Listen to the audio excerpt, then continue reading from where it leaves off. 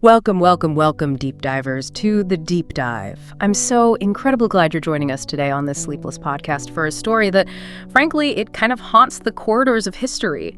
You know, when we usually talk about ancient Rome, our minds often jump to, well, mighty emperors, grand architecture, sweeping conquests, and of course the eventual, inevitable fall of an empire. And Rome, like they say, didn't fall in a single day. But one night, a very specific night, it burned. And not from an invading army and not from some big rebellion, but from something far more intimate, far more human, and maybe more psychologically complex. It's absolutely true. History, in its big narratives, it tends to focus on the politics, the military stuff, the broad strokes of how societies change. But underneath all that, every single time you've got individuals, men, women, with their own incredibly complex desires, their insecurities, their very personal demons. And these things often shape entire civilizations in ways we maybe don't always consider. Exactly. And today we are going to pull back the curtain on one of history's most intimate figures, someone you absolutely think you know. Emperor Nero. But this isn't just another story about a ruthless tyrant. This is the unexpected, frankly tragic story of a performer, maybe a self-proclaimed artist, trapped inside the huge, crushing role of a dictator. A man who, deep down, seems to have desperately wanted applause, artistic validation, much more than he ever really wanted raw political power. His deepest wish was for something totally different from the destiny, that was just thrust upon him. And what's truly fascinating here, what we're really trying to get into in this deep dive, is this hidden obsession of Nero's. It wasn't primarily power, it wasn't conquest, it wasn't even necessarily the sheer opulence that defined his later years, though that was there too. It was, at its core, this insatiable hunger for applause. His story, as you'll hear, isn't simply one of a monster born into power. It's much more nuanced, and I'd argue more devastating. It's an account of a sensitive boy who loved poetry, found comfort in theater, and whose desperate, completely unchecked need for external validation. Well, it ultimately led to unimaginable destruction. Not just for him, but for the city he ruled. He genuinely wasn't a monster right from the beginning. Try to picture a young man writing poetry, maybe under the moonlight, weeping openly at tragedies on a stage. Someone who, in his early performances, basically begged Roman senators to clap louder, to really feel his art. But when that applause wasn't genuine enough, or maybe just not loud enough for him, well, it seems like he made the world burn just to hear the echo of his own voice, to feel the heat of that desperate, forced adulation. So the central question we're kind of exploring together in this deep dive is this: was he just a villain, a tyrant, a madman? Or was he something maybe even more unsettling? A failed artist whose huge ambition for a stage ended up consuming an entire empire? Our mission today is to really unpack the layers of this endlessly fascinating historical figure, to separate the lurid myth from the complex, often kind of pitiable man underneath, and in doing that, really try to understand what psychological forces pushed him down such an infamous and destructive path. And it's right here, as we start peeling back those layers of Nero's public image, that history reminds us. It often remembers what people did, but rarely what they truly wanted.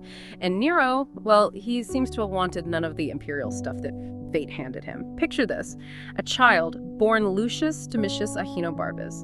Not exactly a royal birthright in the usual sense, no direct line to imperial power. He was described by ancient historians, Suetonius particularly, as a fragile, awkward child, with fingers meant for music, not war, and a voice too soft for battle. Even his own father, Gnaeus Domitius Ahenobarbus, who had a pretty nasty reputation himself, supposedly said that nothing good could possibly come from him and Agrippina, that their union would only produce, quote, something abominable. That fragility, that early comment, is a critical detail, isn't it? His father died when Nero was just 2. And this wasn't just a personal loss, though I'm sure it was. It created this huge power vacuum. It left his mother, Agrippina the Younger, who was fiercely ambitious and politically very sharp. It left her largely free from the control of a powerful male guardian. This early instability, as historians like Tacitus note, often points towards someone being easily manipulated, maybe, and perhaps having this huge need for external validation, which tragically came to define so much of his rule. And that powerful personality you mentioned, absolutely, Agrippina the Younger. She was a woman of incredible intellect, ruthless ambition, and let's be honest, she was incredibly dangerous. She didn't just want her son to climb the ladder, she pictured herself as the real power behind the throne, to basically own the seat of power through him. It was this almost obsessive, single-minded drive. And if you connect this to the bigger picture in Rome at that time, Agrippina's ambition wasn't just personal, it was a calculated strategic force. He systematically manipulated the very foundations of Roman power. She married her way into the ruling Julio-Claudian family, getting Emperor Claudius as her husband, who was also her uncle. Her methods were brutal. She cleared her path by allegedly poisoning her enemies, including Claudius's former wives, even powerful freedmen. Her ultimate, really audacious goal was convincing Emperor Claudius to adopt Nero as his heir, which meant leapfrogging Claudius's own biological son, Britannicus, the actual legitimate successor. This was a direct attack on tradition. And it worked, didn't it? The sheer nerve of it paid off. Within weeks of Nero's adoption, Emperor Claudius was dead. Poisoned mushrooms is the story, which is a particularly cruel irony, apparently, given Claudius loved them. You're right to point out the immediate suspicion around his death. While historians like Tacitus and Suetonius heavily point the finger at Agrippina, we do have to remember their accounts. While crucial, they sometimes reflect bias or just plain rumor. There's always a bit of historical blurriness with secret assassinations. However, the timing is just so convenient, isn't it? Claudius, suddenly dead, just weeks after making Nero his official heir. It makes a really strong circumstantial case for Agrippina pulling the strings. But whether she directly did it or not, the belief that she was behind it cemented her image as this dangerously powerful woman. This act, direct or indirect, cleared the way. It put her son, Lucius Domitius Ahenobarbus, now officially Nero Claudius Caesar Augustus Germanicus, it put him right onto the imperial stage. So try to imagine this scene. Here's this teenage boy, only 16 years old, seemingly plucked from his private artistic world and just shoved, quite literally, onto Rome's highest seat of power. And what was he doing, apparently, as they were getting him ready for this huge moment? Accounts suggest he was still sneaking off to practice theater monologues behind palace columns, maybe reciting Greek tragedies. It's such a stark, almost heartbreaking picture of someone just fundamentally out of place. A boy forced into a man's role, really, a god's role. And what's really key here is the huge disconnect between his natural interests and the massive destiny forced on him. The Roman Empire, mid-1st century AD, it needed a strong emperor, a military leader, a sharp statesman, someone to dispense justice. But Nero, deep down, he wanted to write music, write tragedies, act, sing, to feel things deeply and express them artistically. This wasn't just a casual hobby for him. It seemed to be his very core, his essence. He was like a delicate instrument forced to play the part of a blunt imperial sword. It's like trying to hammer a square peg into this giant round hole. But the hole isn't just any hole, it's the entire Roman Empire. You know, it makes you wonder, how does forcing someone into a role they fundamentally don't want, a role they're just not suited for, how does that ultimately impact them? What immense, almost unbearable psychological pressures does that create? And how might that inner conflict show up in their actions? Well, it creates an internal conflict that, in Nero's case, became incredibly destructive, not just for him, but for Rome. When you force an artist to become a god, to wield absolute power over millions, the result isn't a masterpiece of governance. Instead, as we tragically saw throughout his reign, you get something closer to madness. And this madness wasn't just personal quirks, it meant the whole machinery of the empire got twisted. Resources diverted from vital things, infrastructure, military, helping citizens towards vanity projects, towards forcing public spectacle as this grotesque substitute for actual leadership. His thirst for personal validation completely overshadowed any duty to the Roman people. This fundamental mismatch, right from the start, it really sets the stage for everything that followed. And here's where the story takes an even darker, more sort of intimate turn. You see, Nero's first few years as emperor weren't really his own. They belonged almost entirely to Agrippina. She was, as ancient writers like Tacitus describe in detail, quite literally behind the curtain pulling strings. She was an extraordinarily visible presence, always making sure her power and influence were seen by every senator, every general, every citizen. Her control was, absolute and everywhere. Pushing the limits of traditional Roman gender roles, especially around public image. She had portraits of herself put on official Roman coins. That was a privilege almost exclusively for emperors, their male heirs, or maybe revered male ancestors. This wasn't just bold, it was an unprecedented visual claim of co-rule, a direct challenge to centuries of Roman patriarchal tradition. It signaled to every single person handling money that Agrippina was, effectively, an imperial partner, almost a co-ruler. She'd also sit beside Nero in public audiences, sometimes even dressed like a goddess, a clear visual statement of her authority over him, making it obvious who really held the reins. And Rome itself was just buzzing with whispers, right? The question everyone was asking, probably muttered in the forum and the bars, was, who truly rules us, the boy or his mother? It created this palpable tension, this feeling that Nero was just a figurehead, Agrippina's puppet. And this constant, overwhelming presence led to Nero feeling utterly suffocated. He craved real independence, his own voice. He found his only escape, really, in music, in poetry, and in creating these secret circles with artists, philosophers, people who liked Greek culture, who appreciated his artistic side, not just his title. This was his refuge, his gilded cage away from the chokehold of imperial power. He wanted an audience that would appreciate him, the artist, not just the emperor. And this is exactly where we start seeing the early, really troubling signs of his desperate need for that external thumbs up. He started hosting these private performances in the palace, and get this, senators, respected figures in Rome, were forced to sit for hours, sometimes all night, and they had to applaud his every verse, every dramatic reading. It's an incredibly telling detail, isn't it? This wasn't real admiration, it was coerced clapping, a chilling preview of his later, almost bottomless addiction to applause and the lengths he'd go to get it. He literally started writing a tragedy, pouring his energy into that, his emotional turmoil into his verses. But the real tragedy, the truly devastating one, was unfolding in his own life. His mother's suffocating grip, the demands of a role he hated, the public shame of being seen as just a pawn it all built up. Soon he desperately wanted space, then silence, and finally, absolute permanent freedom from Agrippina. This was the key moment where her huge, overbearing influence started to fade in his eyes, replaced by this growing resentment. She was systematically pushed aside, right? Kicked out of the palace, stripped of her guard. But Agrippina was absolutely not going to go quietly. She fought back hard, reminding him chillingly that she was the one who put him there, made him emperor. And then came that stark, unforgettable warning, the ultimate threat, delivered with a mother's intimate knowledge of her son's fears. I brought you into this world, I can take you out of it. This raised a huge question for Nero, one that filled him with dread. Did he believe her? Ancient sources, particularly Tacitus in his annals, they suggest he absolutely did. He lived in fear of her power, her political skill, her capacity for violence. And so one night, he planned the unthinkable. His first attempt on her life was notoriously elaborate, almost theatrical, a collapsible boat, specifically designed to sink and drown her at sea. Imagine the chilling ingenuity, the engineering to make it look like an accident. But she survived. It's almost unbelievable. She actually swam to shore amidst all the chaos and wreckage, which must have been an absolute nightmare for Nero. This carefully planned, grotesque plot totally failed. The failure plus her survival must have just sent his paranoia through the roof. So he turned to something much simpler, much more brutal, and completely final. Yes, the ultimate solution.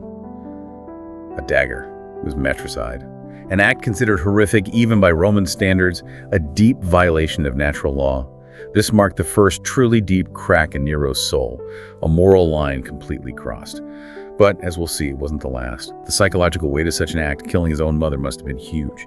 It undoubtedly unleashed a darker, more ruthless, and increasingly unmoored side of him. He was finally free from one kind of control, only to fall victim to another.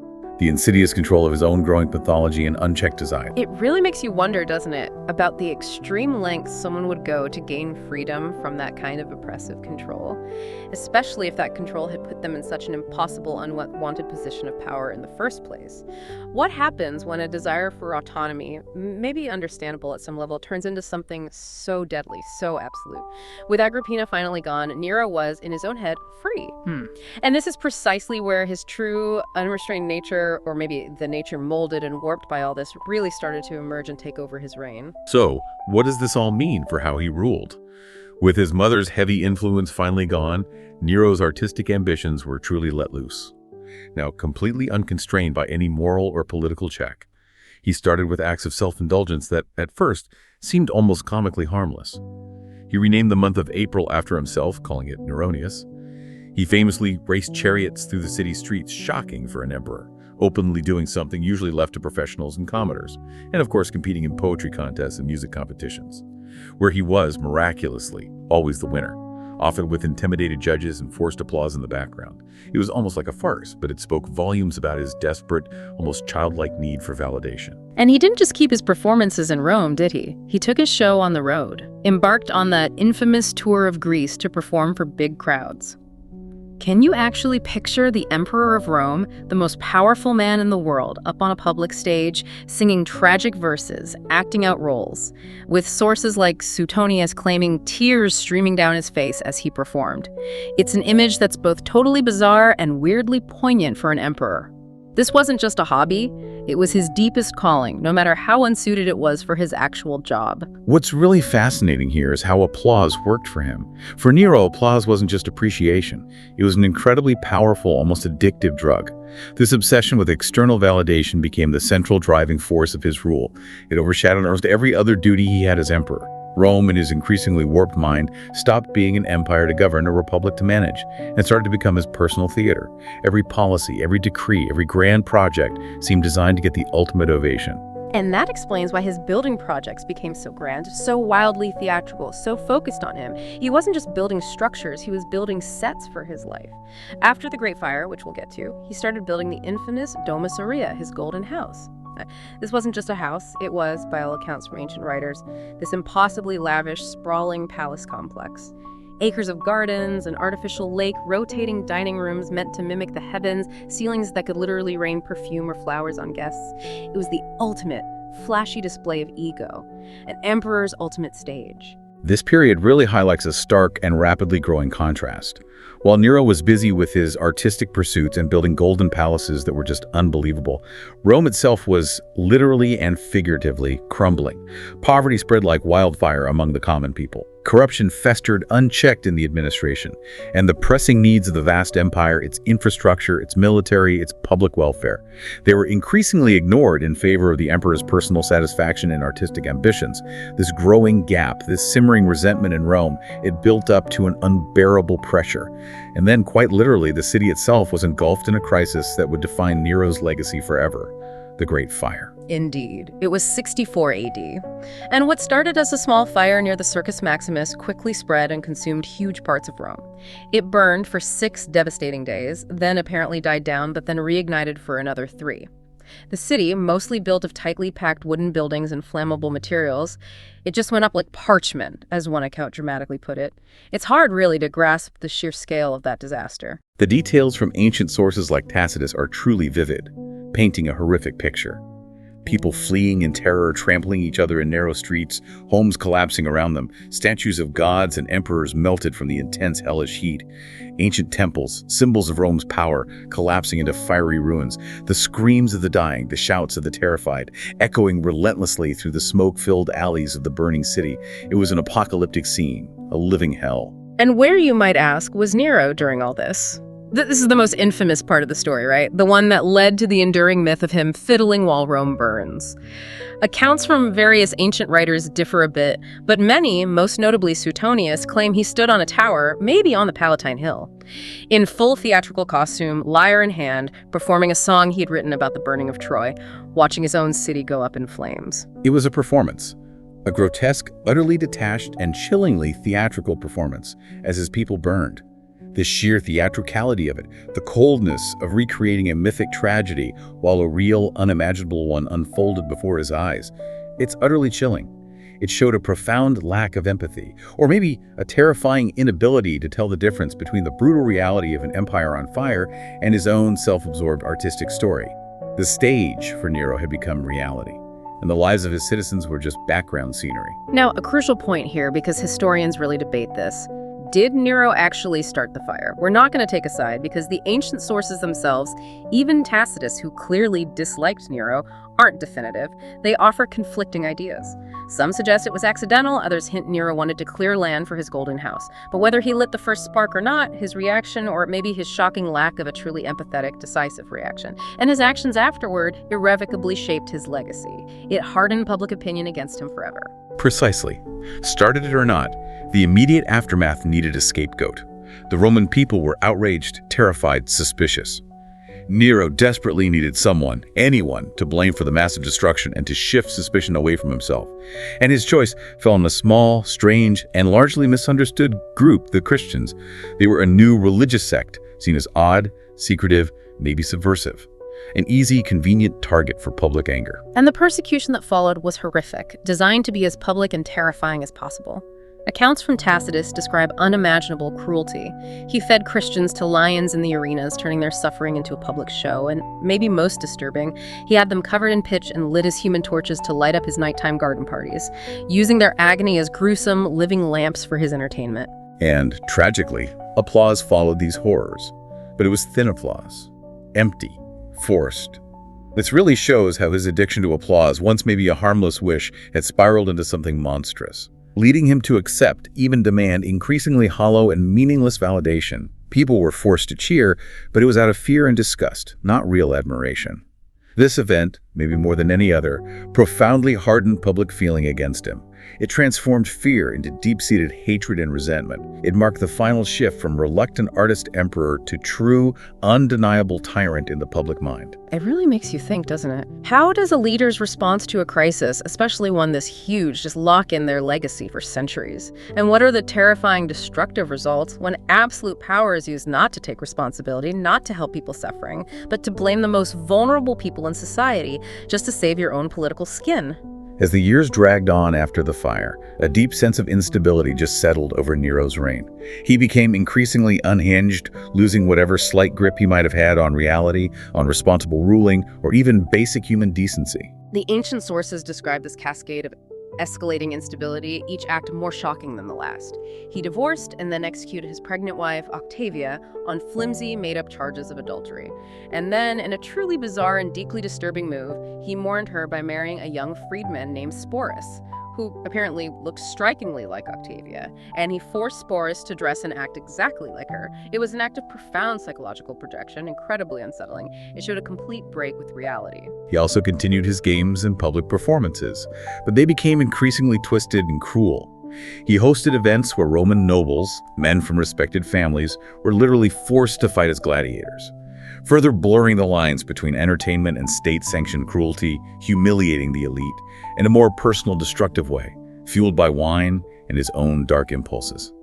He would often disguise himself at night in Rome's city streets, attacking strangers for sport, mugging them, injuring them, even killing them. These weren't the acts of a stable, calculating emperor. They were the actions of someone spiraling dangerously, terrifyingly out of control. A man lost in his own twisted world. And it was clear, not just to us looking back, but to the whole Roman world, that he was losing control. The foundations of his power, the Senate, his provincial governors, and most importantly, his own armies started to turn against him. Revolts broke out across the empire, from Gaul to Spain. He was losing all support, his imperial authority just melting away day by day, hour by hour. His final desperate act came from sheer panic.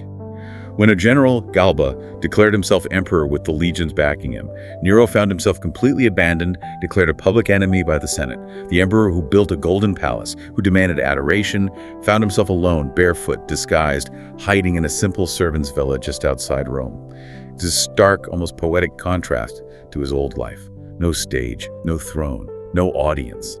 The very things he craved, the external validation that had defined his life, were completely gone. And when he finally heard the hoofbeats of the soldiers coming closer, closing in, the sound echoing his last fading moments, he whispered one last, poignant and profoundly self-pitying line. A line that perfectly sums up his entire tragic, misguided life. Qualis artifex perio, which translates to, what an artist dies in me. Then silence. A dagger, helped by his secretary. And a legacy forever drowned in the smoke of a burning city and the discordant song of a mad emperor. It's the ultimate irony, isn't it? He got what every artist, maybe, truly wants to be remembered, to have his work last. But maybe not like this. His desire for an eternal encore was granted, but at the devastating cost of his people, his reputation, and the very empire he inherited. He's forever branded as the tyrant who watched Rome burn, the artist who destroyed everything, chasing an applause that never truly satisfied him. So, as we wrap up this deep dive into the complex life of Emperor Nero, it becomes really clear that he wasn't just a simple tyrant. He was essentially a profound tragedy, a man who maybe could have been a brilliant playwright, a renowned musician, a celebrated poet, if not for the immense weight of an empire's crown that he never truly wanted. He burned cities, ordered horrific persecutions, and killed for an encore, constantly looking for a validation that always felt just out of reach, always hollow, always forced. And this journey, this exploration of Nero, it really brings up an important question for us to think about, for you, our listener, to mull over long after this deep dive ends. How do we, as observers of history, truly judge these complex figures? Do we judge them just by their actions alone, which in Nero's case were undoubtedly monstrous? Or do we owe it to ourselves to consider the complex motivations, the hidden desires, the psychological burdens, the huge pressures that were definitely underneath the surface, shaping their decisions and ultimately their tragic fates? Was artistic ego, when totally unchecked by absolute power and lacking responsibility, inherently dangerous in Nero's case? Or was Nero simply a product of a brutal, unforgiving system? A power structure that allowed such unchecked desires, such a hunger for validation, to flourish and destroy everything in its path? What truly defines a masterpiece, and what counts as madness when an artist's stage becomes an entire burning empire? The deeper implication here is about the profound, almost terrifying responsibility that comes with power, and how easily that power, when put in the wrong hands, can amplify personal flaws and insecurities into massive, civilization-changing disasters. It's a cautionary tale that echoes through the millennia, reminding us of that delicate balance between personal ambition and public duty. Thank you so much for joining us on this deep dive into the endlessly fascinating and profoundly tragic life of Emperor Nero. We truly hope you'll continue to ask questions, to dig deeper, to peel back the layers, and to explore the amazing complexities of history with us. Until next time, goodbye.